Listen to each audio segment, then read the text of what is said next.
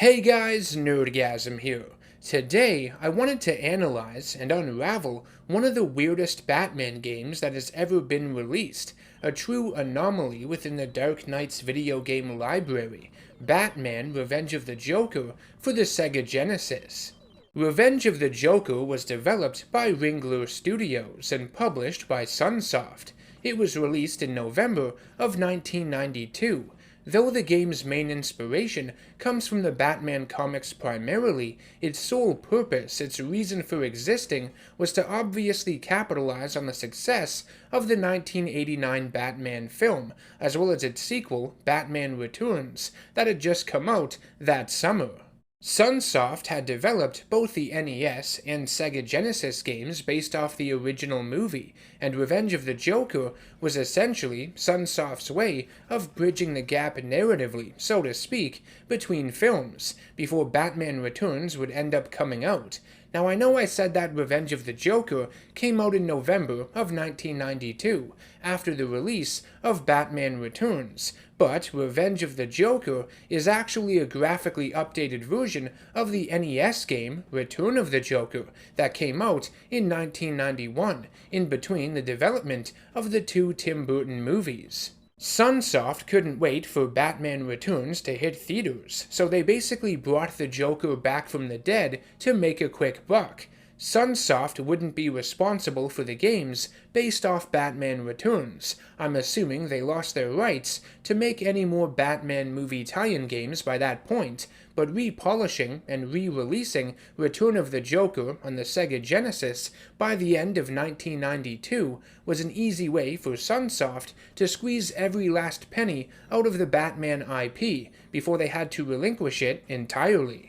The story of Revenge of the Joker is pretty simplistic. The Clown Prince of Crime has returned to Gotham and begins stealing precious metals from the city's mines, which he uses to build various explosives and missiles. The GCPD have exhausted their resources fighting him, and it's up to Batman to stop his archenemy once and for all.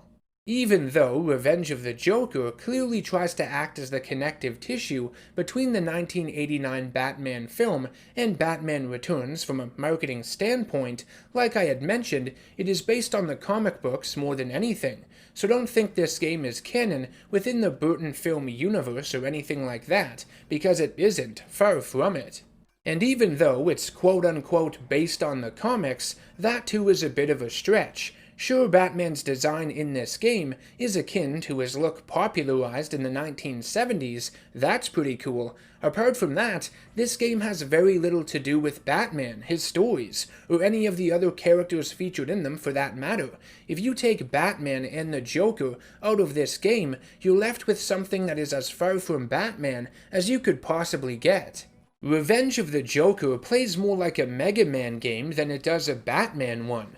Outside of a wimpy kick, Batman possesses no hand-to-hand combat techniques whatsoever. Instead, he uses a wrist-mounted blaster that attaches to one of his gauntlets. Seeing Batman utilize what is essentially a gun to take enemies out is kind of odd, and goes against what this character represents. I know that he's firing energy blasts and not bullets necessarily, but even still, these criminals disintegrate on impact. Batman is basically killing them with a gun. That's what it looks like to me. Regardless, not being able to punch anybody in a Batman game feels really odd, and it's disappointing that you are forced to use this blaster Batman has in place of traditional combat. It can make the gameplay feel very repetitive and dull at times. This game tries to be Mega Man so badly, but fails miserably at it. It doesn't suit the Batman character at all. Just like the Mega Man games, Batman can upgrade and alter his default weapon. You can find various pickups for your blaster throughout the levels that change how it fires. Pickups marked with an S allow Batman to fire multiple shurikens in a spread shot. Ones with a C provide you with powerful single charges that explode on impact, killing most enemies in one hit. And pickups with an N on them give you rapid-fire homing ammo, which is a necessity in some sections in this game that are really difficult without it. If you manage to find and collect several blank B capsules, 8 in total, indicated by the yellow blocks below Batman's health meter, you can activate a brief Invincibility mode, where Batman turns gold in color and can rapidly fire stronger energy blasts from his weapon that look like bananas for some reason. The invincibility thing is kind of neat, but I rarely found myself using it, to be honest. It's a bit unnecessary. While the gameplay of Revenge of the Joker isn't terrible, I've played far worse. Like I already stated, it doesn't fit the Batman character. This isn't right for a Batman game, not the kind I would ever want to play on a rainy day. Its influences from Mega Man are quite apparent with its platforming and shoot-'em-up styled gameplay, but Mega Man it is not, no matter how hard it tries to be. Something I have not brought up yet in this review are the boss battles, and how they are unusually structured compared to the rest of the game. Batman is given more hit points in them, more than he has in the standard levels, and the objective is to deplete your opponent's life, or power meter as it's indicated.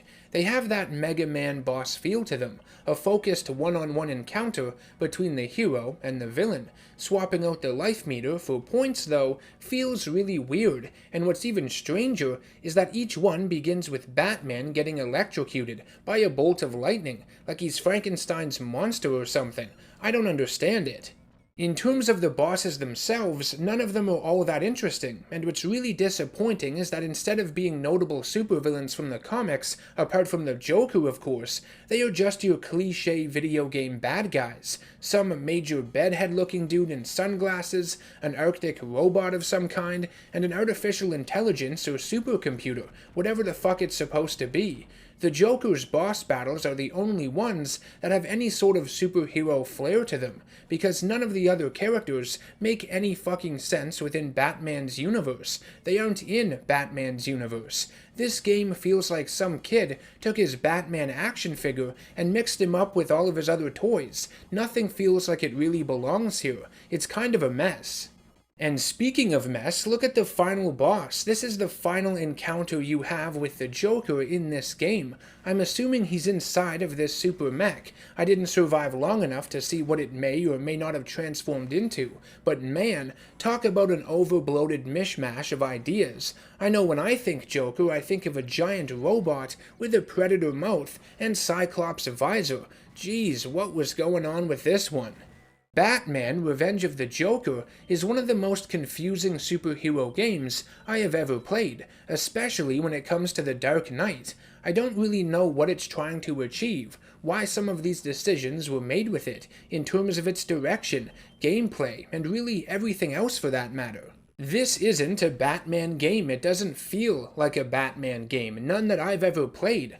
Like I had mentioned earlier, if you took Batman and Joker out of this game, there would be nothing else linking it to the comics, nothing else linking it to the Batman character at all. You wonder if this game even takes place in Gotham. One could assume it does, but nothing from a visual standpoint makes you believe that. The best way I could describe it is how I already described it: a kid playing with his toys, mixing his Batman and Joker action figures up with all the others. The world established in this game doesn't make any sense. There is no rhyme or reason to it all. Nothing in it meshes together properly.